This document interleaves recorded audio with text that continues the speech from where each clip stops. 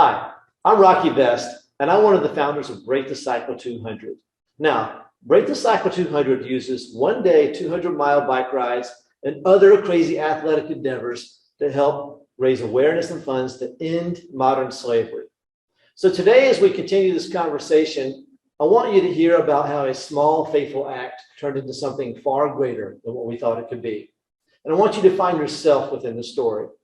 Right, we're also going to walk through what human trafficking is and what I found throughout the last 10 years as we've been endeavoring on this journey that Break the Cycle 200 has taken us on. And then finally, I want you to look at how you can be involved. So how does one get started in a 200-mile journey for one, but then also, like, why human trafficking? Well, 200 miles is probably the easier part, believe it or not. So one day, a friend of mine and I were on his back porch, and we were just hanging out, and we're talking about things of life. We're in our early 30s. We just had our first kids, both of us individually. And well, we were starting to get a little bit of the dad bod. And so we said, you know what? We've got to really do something here to change this. So we knew we had to set a goal beyond ourselves to motivate us to train and then accomplish this goal together. And so the initial idea was 200 miles, one day at a time. So 100 miles at 100 miles, we were going to make this happen. But then my buddy Andy calls me up, my partner in crime, and he says, nah, get all the pain over with in one day. 200 miles, one day. And I was like, no way. Absolutely not. Are you kidding me? 200 miles in one day on a bike is ridiculous. It's hard enough to ride in a car that long. So, we hung up. But a few days later, I found myself calling him back and saying, all right, let's go. It's almost like the ultimate double dog dare you moment. And then we got a couple of other knuckleheads to join us. And 4 of us ventured out to ride 200 miles in one day. And at that time, we had no idea what we were doing. Man, we were racing up hills and we faced all sorts of weather. We were covered in grit and sand. We found a place to rest on the side of the road where there was a semi-trailer that had shade because we didn't plan out our stops. Imagine going 200 miles and not planning extra stops. I was pointing out that we had no idea what we were doing, but nonetheless, we had each other, and then also we had just this kind of no-quit attitude. And so a lot of that has served us well, so we've also taken on the problem of human trafficking. So at about the time we finished our 200-mile journey, a lot of our friends were saying, man, Rocky, Andy, Adam, why are you guys doing this? And then we said, well, I guess we're just a bunch of bad apples. What did you think I was going to say? All right. So, we just thought we were really great guys, but then it hurt so bad. We're like, no, we can't do that again unless there's a greater cause. And about that same time, we learned about the reality of human trafficking. And so friends of ours helped us use our platform that we got almost immediately by riding 200 miles in one day to raise awareness. And then they showed us how to raise funds to help others who were already in the front lines in fighting this thing called human trafficking. Right? But there's also a couple other moments that got tied in there because it started just with awareness. And let me tell you what, awareness is powerful. Even the movie like Taken, which is where I first started kind of turning the gears in my mind. And I distinctly remember one night I was washing dishes. I'd seen the movie, I'd done a little research, and I was like, what is this human trafficking, this modern slavery? Like, no, we're a free people. We're the United States. We can't have this here. And not only that, but it's happening around the world. Okay, well, that kind of makes sense. But, I'm praying and I'm like, Lord, what do we do with this? I've got a daughter, I've got a son, and I find out that they're targets. Even my little 3-year-old boy could be a target of human trafficking. I'm like, this is all too much. What do I do? Washing the dishes. And God's like, well, you got a bike, don't you? The 200-mile bike ride? Well, yeah. Okay, you got a big mouth? Yeah, kind of do. Use that. So sure enough, we did. And we saw success beyond what we could do because of those small, faithful steps. Well, let me break your heart for just a moment here and kind of walk you through that journey of learning about the nature of trafficking. So we learned that at the time, there were there were 24 million people in the world that were entrapped in modern slavery. Currently, there's 40+ million people. It's nearly doubled in the last 10 years. So the problem's only gotten worse. It's only grown worse throughout the world and also in the United States. But anyway, so we learned that it was sex trafficking. It looks like porn sites where You think people are into a willing situation, and they're really not. It's forced. It looks like what people would call prostitution of a minor, but there's no such thing as prostitution of a minor because minors can't give consent. So any minor who's caught up in prostitution, that is sex trafficking.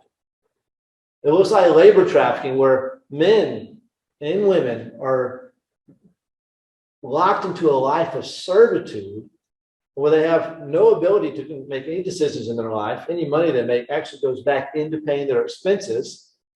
And the initial idea was that they wanted to go help their family, but the job that was offered to them, it was a job, all right, but it was a job as a modern-day slave. It also takes the form of organ harvesting, which is absolutely deplorable, and finally child soldiering. So 40 plus million people, and our thought was that, well, that's somewhere else, somewhere out there. Sure enough, boy, we raised money and we were helping people somewhere else out there. $150 billion industry of illicit funds. I mean, it's just absolutely gross, the amount of profit that's being made on the backs of other people. So our hearts were continually broken. The problem is enormous, and our hearts were broken, but we have willing legs. And we knew we couldn't solve everything. So we decided to keep making a difference right where we are. So over the last 10 years, we've grown from raising $3,700 in our first campaign, and then we kept doubling, and then more than doubling. The Lord's been good to us. You know, we oftentimes feel like that little small mustard seed that grows and then continues to expand and impact the world around you. You know, the Lord, our God, uses the things that everybody else mocks to do great works. 4 people out on a crazy journey. Yeah, we've definitely heard about it. We've continued to do things. And so now we've raised over $1.2 million over the last 10 years. We caught the eye of an international nonprofit called Hope for Justice. Now, this is where it gets really interesting, because in the story at this time, we started coming to the realization that we were supporting a lot of restorative efforts, which is good. And we were told to do that. We were also told to drive awareness. We did that. But we realized that if we kept only driving awareness and only supporting restoration, I felt like the criminals were just laughing at us and laughing at other people, so to speak, all the way to the bank as they continue to use people in deplorable ways. And so our organization, again, started from a little ride, became a nonprofit, and we started joining this other nonprofit. But the thing that really got our attention with Hope for Justice was the ability to hire investigators. And you talk about awesome dudes. Man, when they talk about hiring investigators, what they mean are people with a 20-year FBI experience who also served 4 tours in Iraq and have a PhD in criminology and counterterrorism. Like, our guys are not messing around. Oh, wow. We've got to hook up with a group like that because we ought to go straight at the problem. We can't stand on our heels while 11 and 12-year-olds are being raped for money. I'm not just making that up. Let me tell you, there's an 11-year-old that we actually helped right here in Des Moines that when she was recovered by the FBI, she had been trafficked from Omaha to Des Moines. And if you hear a lot of Iowa references, that's where I live. So I'm going to talk a lot about my point of reference. She's trafficked back and forth in this 2-hour journey and packed her body with heroin. If that's not traumatic enough for an 11-year-old, she was then raped as payment to the other gang. So when she was picked up, she had to wear diapers for 3 months. But it gets worse. Internationally, especially, we rescue kids as Hope for Justice, infants, literally 18 months old, that we had to then rush into emergency surgery to save the child's life. The point is, the problem is worse than we think it is. And the other issue that we see constantly is that people are trafficked by people they know. This isn't some sort of snatch and grab off the street situation. These are people. This is a date gone wrong. This is a call to someone who's seemingly offering you help. Or it's, unfortunately, it's the hard-working single mom who's trying to make it all come together. She leaves her daughter home or son home with her boyfriend, and then he invites his friends over and takes pictures and then sells those acts on the internet. So it's all over, and it's absolutely sickening. But I tell you what, if we go at the money, we can actually resolve this problem. And that's where our investigators come in. That's where making the case against these guys come in. And that's where legal reform comes in. We've been doing things like that right here in Iowa. So since I've been with Hope for Justice, even before we started reforming laws, started going straight at their place of business, we want to make an inhospitable environment. We want to make a hostile environment for traffickers. So we go after hotels and say, here's what needs to happen. You get trained or you don't receive government funds, right? We also go to massage parlors and reform and peel back the curtain there and allow licensure everywhere it needs to be and to have regular inspections. We've done all that across the state here. We want to keep doing that across the country. But I keep talking about going after the money. The best way to do that is increase laws against the buyer. We'll continue doing those things as well. But not only that, we need education, which we continue to drive educational programs, both for medical staff at U.S. embassies, to hospital staff across the country, but also to police departments as well, federal and local. Because oftentimes, even police officers and sheriff's departments don't know what to do when they see this case. They already have a full caseload, and then when this comes on, it seems too heavy. So even if a legit lead comes in, they don't know what to do about it.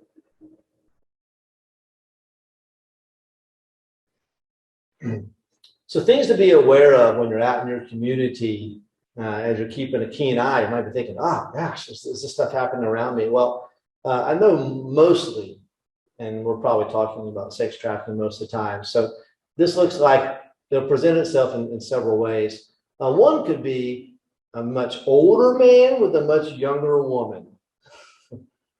And especially one that looks like she's under 18. When you see that kind of relationship, of course, a minor can't give consent. That's immediately a red flag. You should call 911 and let them know, hey, I see this thing going on and something needs to be done about it, or call Hope for Justice, right? So that's one sign.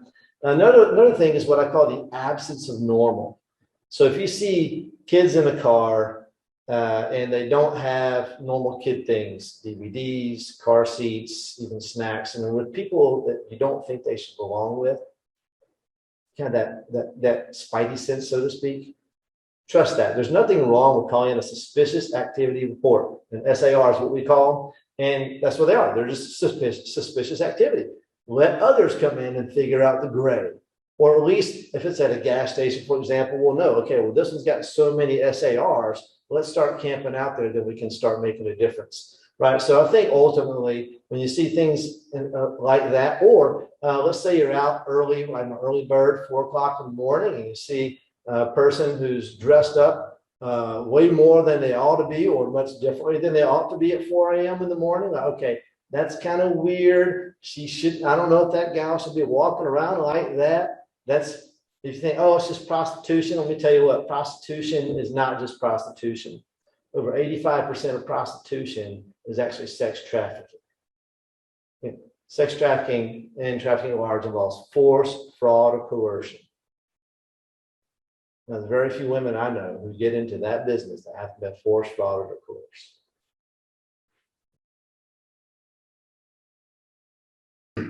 If you want to find out more, and this has been tugging at your heart, you can go to hopeforjustice.org. That's a great place to start. There's also the Human Trafficking Slave Index, or it gives you global information. There's also a Trafficking in Persons report, which you can look that up. It's a TIPS report, and you can also find things out. But, you know, if you're scared this is going to happen to your child, I got to say, this doesn't happen to intact families as much. This is usually with vulnerable people who have families that have or in broken relationships, and you might be a part of that. You might have gone through the awful experience of divorce and say, okay, well, wait a minute, that might be my kid. Well, if you're a dad and you're pouring into that little girl and that little boy, words from dad mean more than any words that someone from the outside could offer. Right, so that's the first best thing you can do is give your kids attention and love and encouragement. Now, the next thing you can do is be involved in their social media activity, right? Social media, it gets a bad reputation for good reason.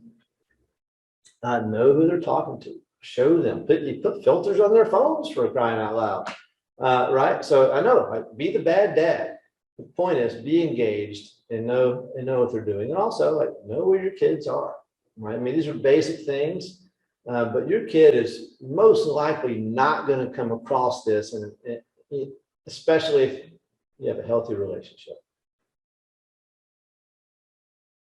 So is Break the Cycle 200 and Hope for Justice connected with the ministry? So our official designation is that of a 501c3 nonprofit, and we're slated as just a standard NGO. However, we are firmly rooted in Christ as the members and founders of Break the Cycle 200, and even the members and founders of Hope for Justice. And so oftentimes we use the analogy of, are you a Christian rock band, or are you a rock band with Christians in it, right? And so we're ultimately a rock band with Christians in it. And so we are ministry minded. And I can tell you, actually, there's advantages to both. The one thing I've seen as an advantage to this is that we can work with multiple circles of people and expand our tent.